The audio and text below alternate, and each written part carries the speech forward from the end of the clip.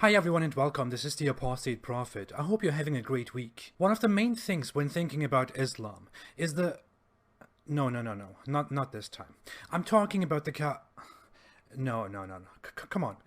I'm talking about the Kaaba, one of the main images that you get when you Google Islam.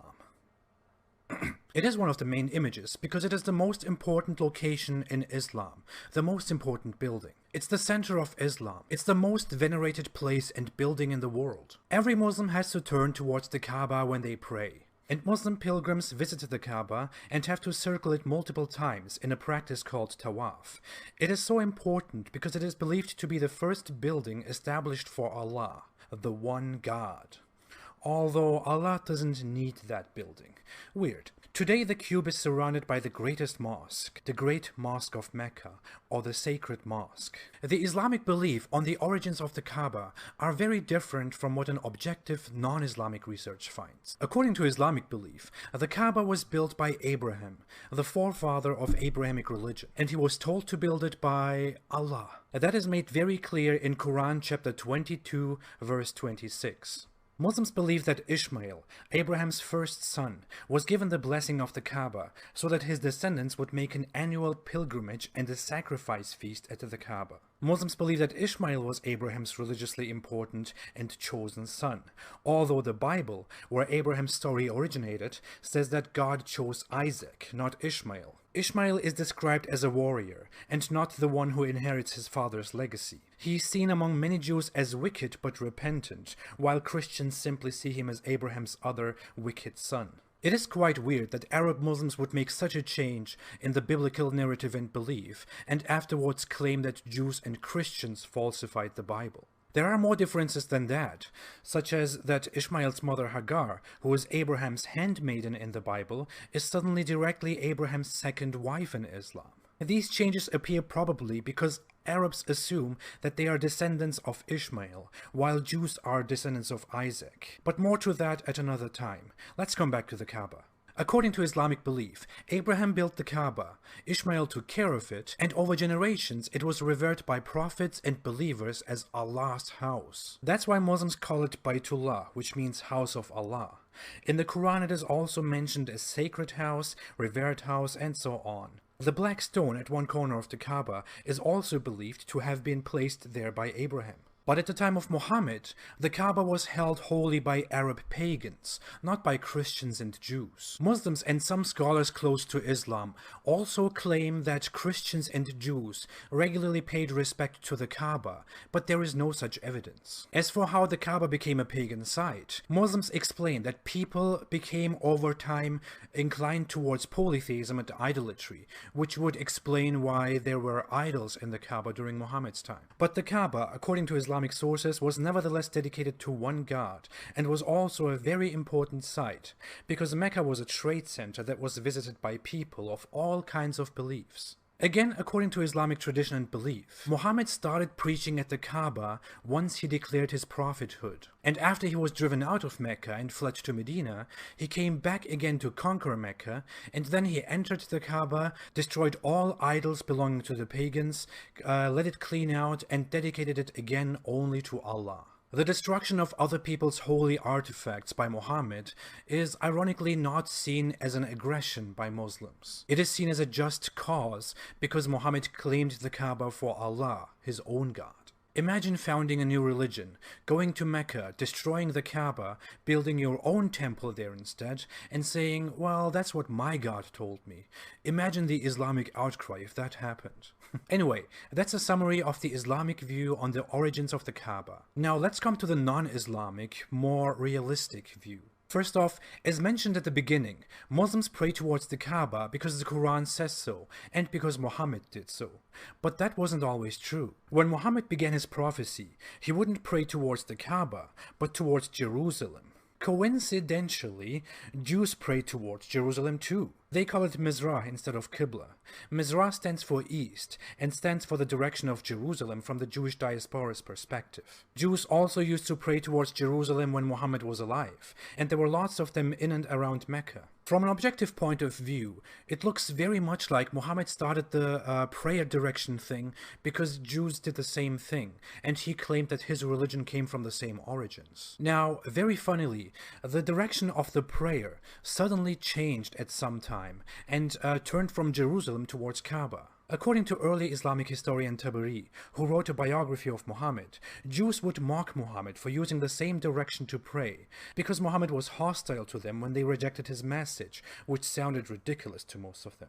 The theory that the direction changed because Jews mocked him becomes even clearer if you read the Quran. In chapter 2 of the Quran literally responds to people mocking Muhammad for his practice, then announces the change, and justifies it because it says that the first direction towards Jerusalem was only a test for the believers. Muslims prayed towards Jerusalem for years before it changed. What test was that? What was the purpose? I'm really curious. How does that test your belief? Only the history of the Muslim Qibla, the direction of the prayer, makes Islam look extremely ridiculous in its own sources. But let's come to the history of the Kaaba. As a side note, it is important to point out that pre-Islamic Arabia was extremely underdeveloped and primitive. Literature had no big importance, and written texts basically didn't exist. That's why it's really hard to find out anything about pre-Islamic history, and many people are forced to read the biased Islamic view. Islamic sources claim that Abraham built the Kaaba for Allah and designated it as a place for current Islamic practices, like circling it, fasting, sacrificing animals, and so on. It is declared to be the most important thing about Abraham, one of the most important things to Allah. The problem is that the Bible never mentioned the Kaaba. Now, Islam claims that Allah is the same God of the Bible. But if all of this is really the way Islam tells us, then why was the Kaaba never mentioned in the Bible? Why was it never mentioned in Jewish traditions, in the Talmud? Why was it not held important among Christians at all? The Quran even claims that Allah gave Abraham the mission to instate practices like circling the Kaaba or sacrificing. But Christians and Jews don't do such a thing. If that place was so important to Allah, who Muslims claim is the same God of the Bible, it would have been frequently visited by Christians and Jews everywhere. But there is no mention of the Kaaba at all in the history of Christianity and Judaism before Islam. Only Islamic sources claim that Christians and Jews also respected the Kaaba religiously, but there is no evidence to that. That's why many historians don't buy that story. Sure, Muslims claim that Jews and Christians falsified their scriptures, the Bible, but both Jews and Christians, especially their religious authority, want to be believers and uphold their religion. What is the purpose of removing references to the Kaaba from the Bible, from other texts, from their oral traditions, or even from their memories? Why would they do that? If the Kaaba is only not mentioned among Christians and Jews because the Bible was falsified, how the hell did Christians and Jews even manage that when there are so many heretical sects among both religions? It was difficult to unify Christianity and Judaism about very basic things like dress codes and Jesus, but it was so easy to get rid of venerating Kaaba altogether, all Christians, all Jews. No serious and normal person, no healthy person could possibly believe that. Also, the locations and journeys of Abraham are in the Bible. Current illustrations of his journeys and locations show approximately where he was and what he did. He was far in the north. Mecca is not even remotely close to his journeys, and traveling there would have taken so long and would have been so pointless. According to most credible sources, early in history, the surroundings of Mecca were mostly an empty, unfriendly, and uninteresting desert. Some Muslims attempt to prove that the Kaaba was actually mentioned in the Bible by pointing at one part of the Bible where it talks of Abraham building an altar.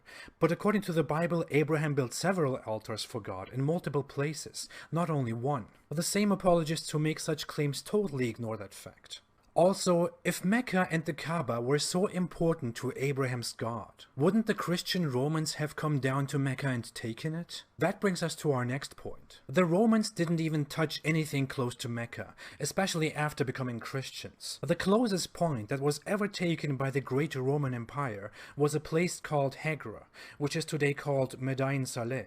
It is closer to Jerusalem than it is to Mecca. And the Roman Empire didn't leave anything untouched that was remotely important, and the desert dwellers had certainly not the strength to stop them. Also, Mecca was never even mentioned by non-Islamic and non-Arab sources until the 8th century, when Byzantines mentioned it due to their relations with the growing Muslims. This refutes one Islamic point, that the Kaaba, Mecca, was a very important and big trade center. That is only an Islamic claim. It was visited by Persians and surrounding Arabs, sure, but it was not a big trade center. There is no evidence to that, and every evidence points against that claim. That's why many historians actually come to the conclusion that the claim that Mecca was a trade center was only made up by Muslims or exaggerated because it was only important to Arabs. If it was really such a big and important place of trade and culture and whatever, North African rulers, Romans, the Eastern Roman Empire,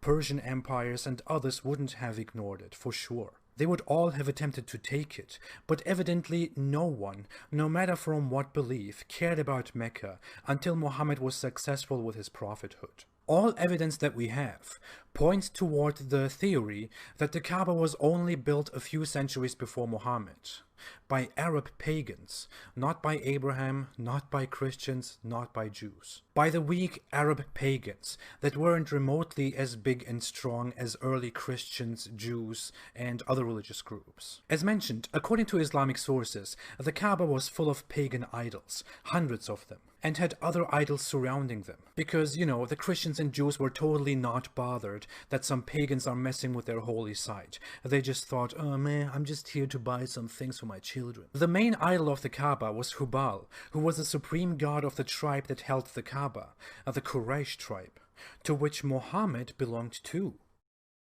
But aside from that, the Kaaba had hundreds of other idols that were instead revered by other pagan tribes around Mecca. The Quraysh were a tribe of merchants, which is why other Arab tribes used to visit them very often and made statements at the Kaaba by placing their own idols there and worshipping together. So it was clearly an important pagan site that only pagans used religiously. When Muhammad declared his prophethood and his new god, Allah, the closest holy site to him was the Kaaba. In the end, it seems very much like Muhammad was interested in monotheism and in Abrahamic traditions. He didn't initially bother very much about the Kaaba in a religious sense, but he had more and more disagreements and hostilities with Christians and Jews who rejected his message clearly. And since his own tribe, the Quraysh, and other pagans rejected his message very clearly and strictly, it looks like his interest in the Kaaba was something that had more to do with his pagan origins and with his feud with the pagans. It looks like he gradually wanted to get rid of Christian and Jewish influence in his religion,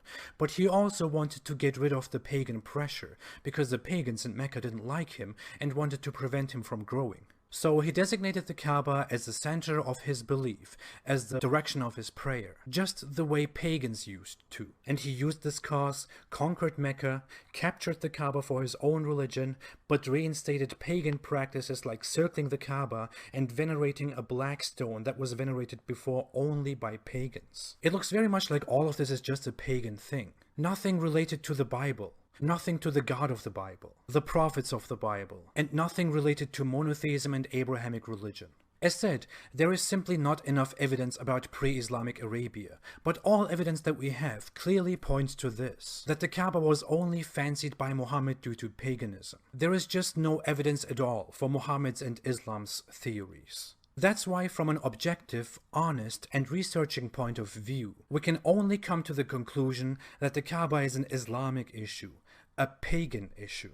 That's why we can barely say that Islam is an Abrahamic religion, but we can firmly say that Islam was a very Arab and a very pagan religion. That's probably why Abrahamic holy sites are here, while the Islamic holy site is here, where Arabs and pagans lived.